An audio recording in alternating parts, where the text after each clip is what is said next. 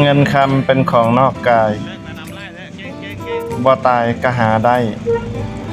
เก็บไว้ใส่กับคนรวย คนมีเงินเถาะพี่น้องสำหรับเฮาแล้วเงินคำเป็นของนอกกายก็จริง แต่มันโคตรมีค่า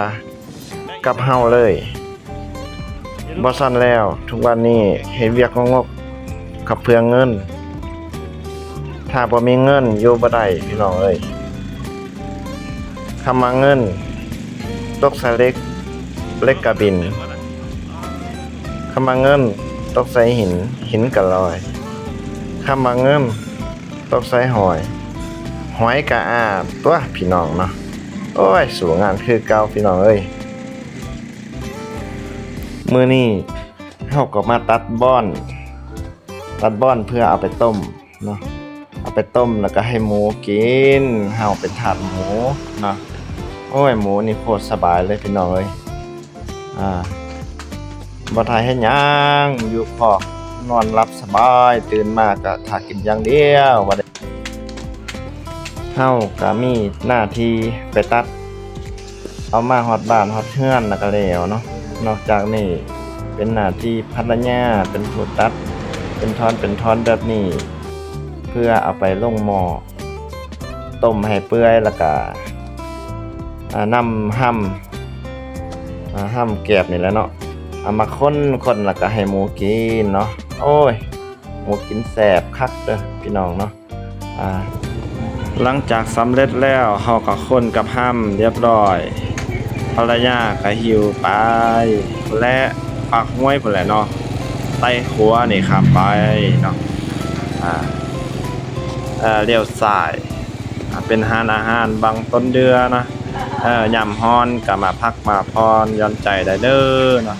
บรรยากาศเย็นดีอยู่เนาะไปต่อบัดนี้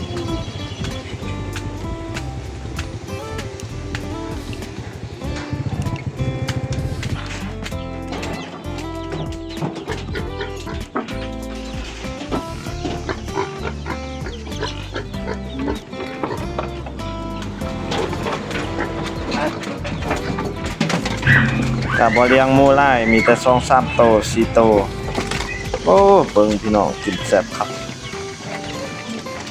เสียงดังฟังชัดเลยพี่น้องเอ้ย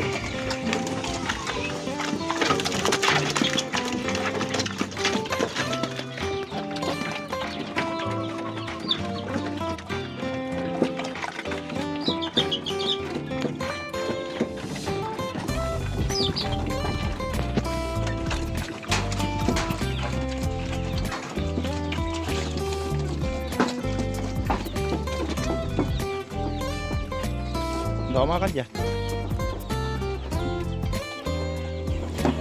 นี่อันนี้ก็มี3 โต4 โต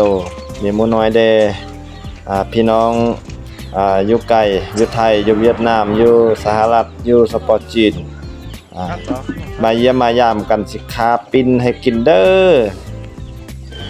สำหรับบอนอยู่ละแม่นบ้านหน้าแก่นคำเด้อว่าฮงซากแพงสัญญาบุรีสปปลาว